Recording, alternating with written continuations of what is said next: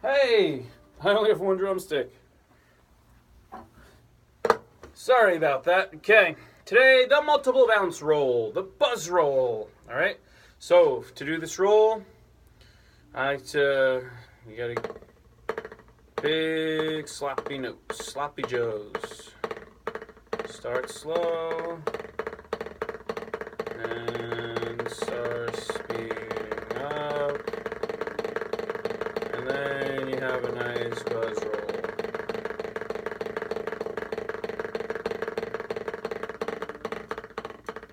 So how do we unlock the mysteries of the buzz roll? The multiple bounce roll, rudiment number 4. So let's start with our free stroke, which is, start from any height, bounce it back to that height. Make sure your wrist doesn't get in the way. Okay. So what you're going to do now is you're going to open up your grip, your hand. You're going to throw the stick down, and then you're just going to let the rest of it bounce out. Just kind of let the stick bounce until it dies. Alright.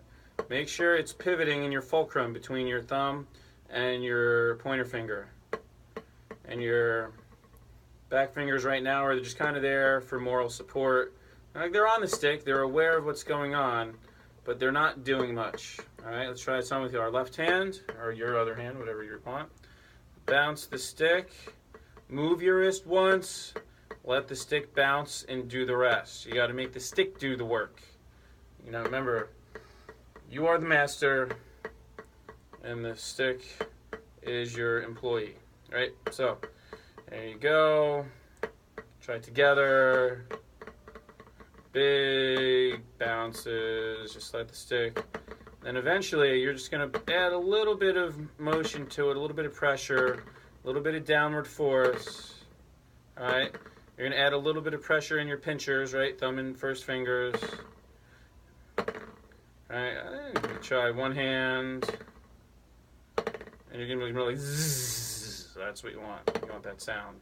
Zzz. Make sure your back fingers are kind of there, helping out. Not even helping out. Just there. I don't want to see this. No pinkies. We don't do that. Nope. No, sir. No, ma'am. Okay, try both together again. Just big. It's like you're just a big wet sneeze. That's what I want to see.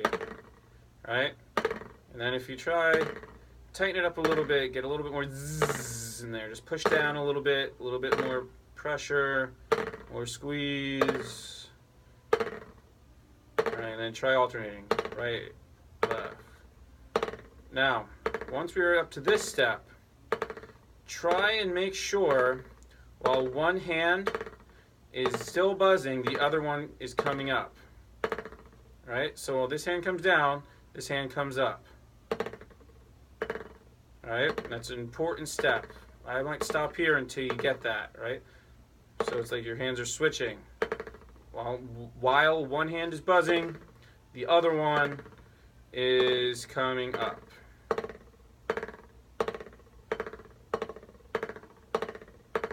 And you can start speeding up a little bit. Now, even though this is like a really slow speed roll, the goal is to make sure that the notes are connecting into the next one. You want to make sure whatever buzz you're on is connecting to the next buzz you're doing. That's an important concept. I'll say it again. You want to make sure there's no separation. You don't want a gap in between the buzzes. So while one hand is buzzing, the other hand is coming up, and right before you pick it up, it should still be buzzing, and then it comes down and you start the next one. So then we can speed up a little more. Now at this speed, you're still going to hear, like fluctuations in the volume. That's fine, especially if you're on a pad. If you're on a drum, like a well-tuned snare drum, the snares are just going to be rattling and cover a lot of this up. So if you can make a buzz roll sound good on a pad, it's going to sound amazing when you play it on a snare drum. All right? Go a little faster. sloppy joes. You gotta add a little bit more pressure. The faster you get, you gotta add a little bit more pressure.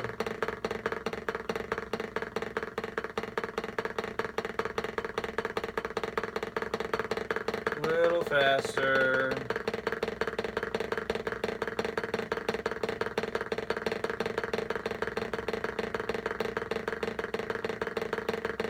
Right, left, right, left, right, left, right, left, right, left. So there should be a decent amount of pressure in your fingers right now. You want to be pushing down. You want to make sure you're not super tight. If you're super tight, it's going to sound like that, and that's bad. You got to loosen up a little bit. It's about finding like that sweet spot, because if you're too loose, it's not going to sound like a buzz. If it's too tight, it's going to be too short. So you have to be able to find that medium spot. You got to compromise, you know, just like, you know, our Congress doesn't do. All right, so here we go. And the thing with the buzz roll, you don't have to go that fast. Once they're smooth and connected,